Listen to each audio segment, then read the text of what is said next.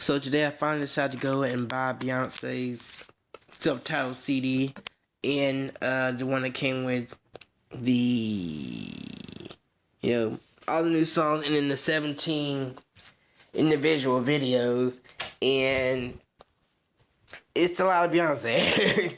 It's a lot, which is what you expect, and she definitely brought her A game.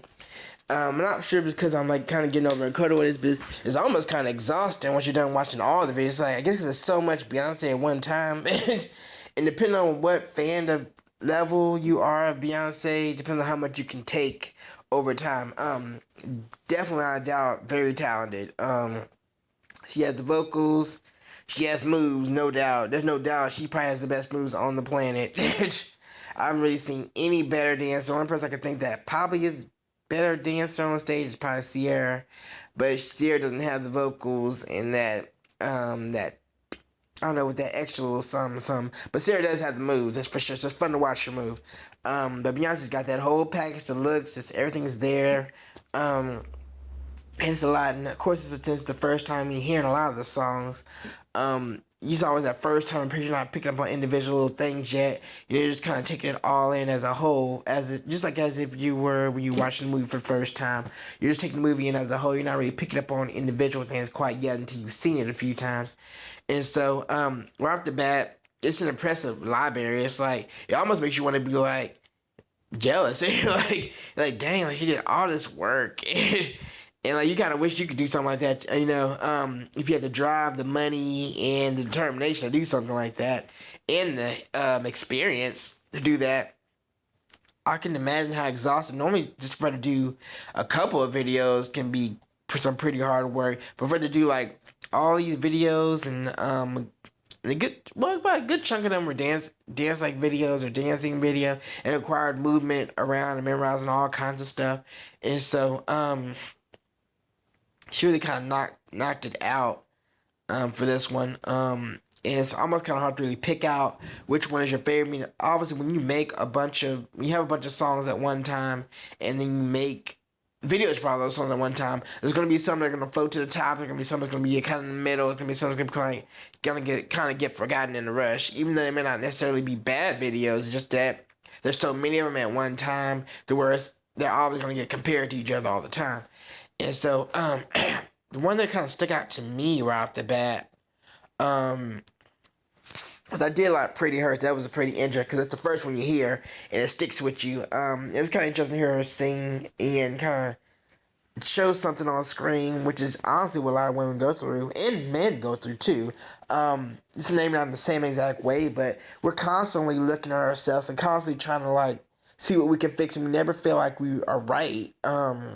No matter how good we feel about ourselves, there's always something kind of in the back of our mind saying, oh, this doesn't look right, or you can't wear that because you don't have that kind of body, or your body doesn't look like that person's body is on the magazine cover, and so you devalue yourself real instantly off of that kind of stuff. That kind of stuff sticks with you. And the media has always been about pushing perfection, and everybody wants to be perfect, because I think it's the overall idea is that if you're not perfect, you can't be loved. That's what the whole idea is. Everybody wants to be loved and cared about and thought it would be special. And when you are told that if you don't fit into this particular category or fit into this kind of box of what pretty is or what handsome is, then you're gonna feel a little bit outside of the social norm. You're gonna feel a little ostracized, isolated from that. And even people who are attractive, they still have struggle with problems, who liking themselves, are still not feeling good enough. It's really weird how that works. And I think actually people who are attractive may actually have a little bit hard, because we're supposed to be like, happy and light all the time, but yet any little imperfection or any little flaw that happens or pops up with us, it throws our whole self-confidence off. And it's like you can have it all, but just like that one little thing's off and it just bothers you. it bothers you for days on end, you know, until it goes away. Like if I get like a pimple in the middle of my forehead, I'm like, oh my gosh, you know, even though the rest of me is fine, that one pimple just ruins my whole day, you know, and my self esteem just falls down to the floor, you know, or if any number of things, little things about me that you know, they kind of stick out when when you notice or when you meet me, you're gonna be like, that kind of sticks out, but it doesn't like take away from anything. I mean, it gives me like a little bit more character, and makes me a little bit more memorable. I like to think, but yeah, just those stuff that we, you know, compare ourselves and contrast ourselves to all the time with what is expected of, or we feel is expected of us, according to the media, according to social standards, according to whatever the popular idea is. Now, the crazy thing is, each decade or every century, what the idea of perfection is of looks or whatever, it changes. Back in old days, back, you know, towards like probably the Renaissance time, whatnot, women who were curvier were more in like, you know, bigger body and have more meat on, they were in. And then all of a sudden it went from that to like now it's like women who are like really, really, really thin, you know, are in. Those are the ones that you see on like the covers of Vogue and Express and all kinds of stuff like that. And the men for us is like, you know, the more muscled up, gotta be muscled up, gotta be muscled up, gotta be muscled up. And that's like what it is. And men will eat and drink and just put themselves through like crazy things just to try to look like what they think they should look like, you know. Not just to be healthy, but just to like go overboard, to like just make it like to where it becomes all that they are. And I've gotten to that point to myself where I'm just like, you know, it's so like bent on looking a certain way and getting a certain thing, and if I did anything off, like, you know, kind of curse yourself after a while. And it's very self-defeating. It's just like, you know, you feel like you never can win. And so that song stood out with me. And then I did like the last song, Blue, because there goes the first and last one people remember. And that was kind of a cool number. I like Superpower. I thought it was kind of a cool little song. I like a little cameo by Michelle and Kelly. I don't really like Kelly with her hair like that. That was like kind of a cool look for her, you know. I like that. I just see her kind of do that, rock that look some more.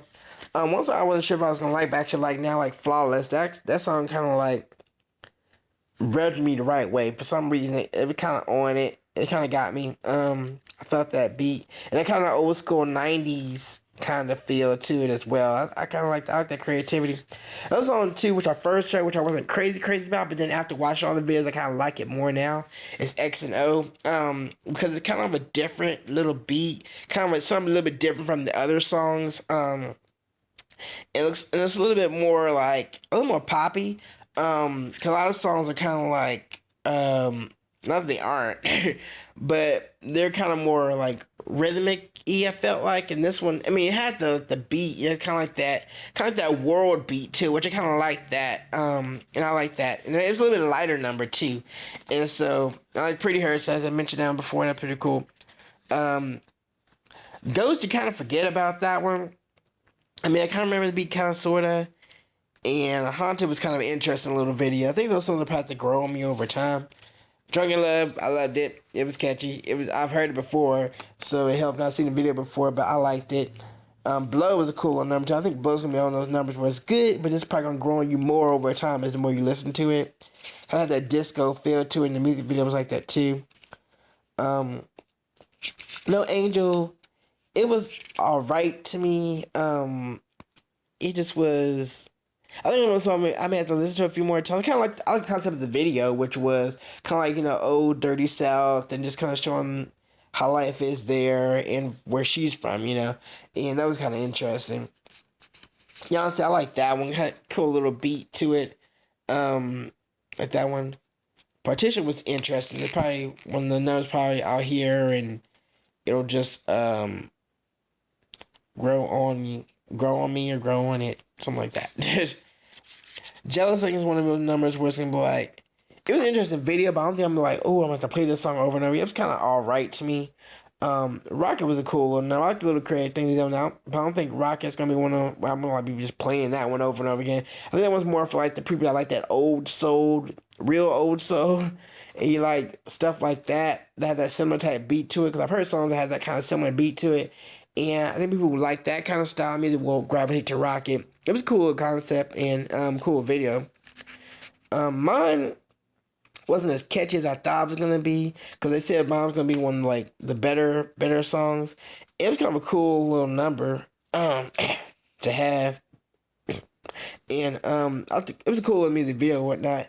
I'm gonna have to listen to it a few more times for it to really get on me, but there's a lot of songs here, you know. So it should be 17, right? So we got 1, 2, 3, 4, 5, 6, 7, 8, 9, 10, 11, 12, 13, 14, 15.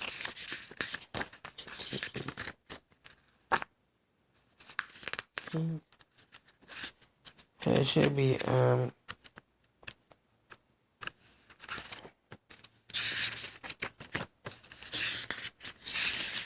17. It should be 17 videos. So I'm skipped over. But yeah, that's a lot of these videos to put together. Normally just like 6 is like a good chunk of it for an album. But to do 17, that's what I would. But I also kind of see too visually. I thought I did with visual. I thought it was a cool concept and something cool to try one time. She came very close to doing it when she did B-Day. She did a lot of music videos for that one. An extended video, I think, or two on that one as well. And that came out real well. I wouldn't like look forward to her doing another one like this, to be honest. I think this kind of one of those you did one time, it was cool, but I don't think you have to do it again. I think it's like, you know, you kind of explored it, you kind of did this thing, basically a videography of your whole album. If people can basically watch the album from start to finish, and I think it was good. What I think, I feel I kind of Heaven was an interesting little number too. Kind of sad. I guess it was supposed to be sad. I like Superpower, like that was kind of cool.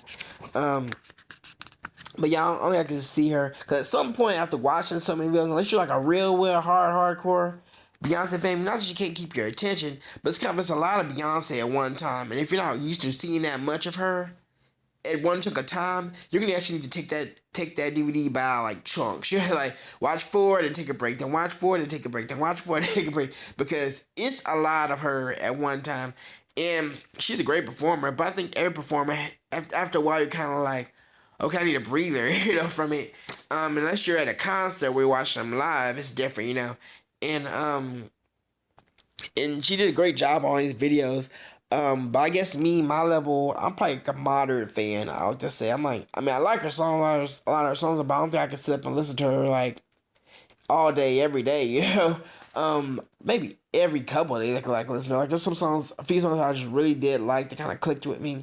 Like for me, her album 4, which is a good album, but I don't think I can listen to that every day. I try to, but it didn't have that pull for me to listen to it all the time, you know. I think I actually had more fun listening to Dangerously in Love, her first album, than trying to listen to that, or even B-Day kind of had more of that, you know, kind of like your body.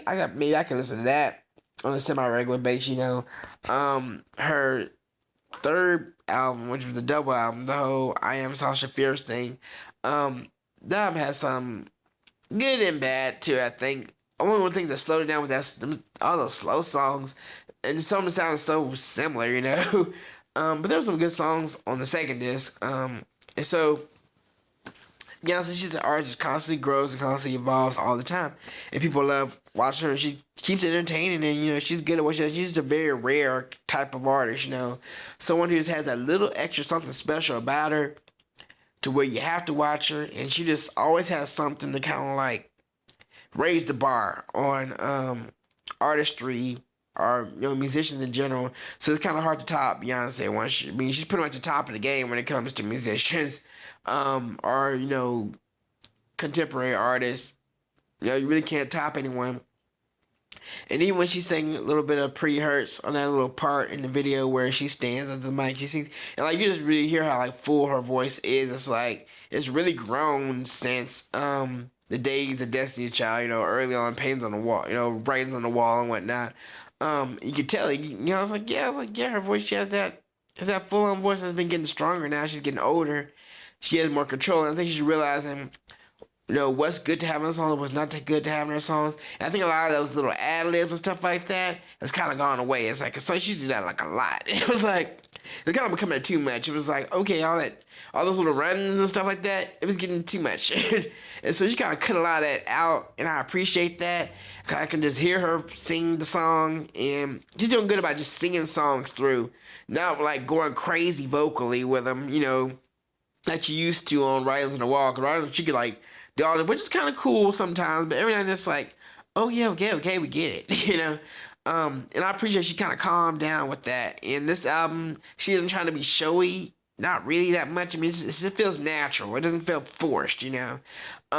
Or like she's trying to put something in, trying to add something on top of something. It's like, you know, it feels natural, and it should feel natural when you're doing the music that you love, the music that you feel, that you know, that connects with you personally. And so I kind of feel like maybe this music that she actually makes now is actually connecting more with who she is as a person than probably her earlier stuff.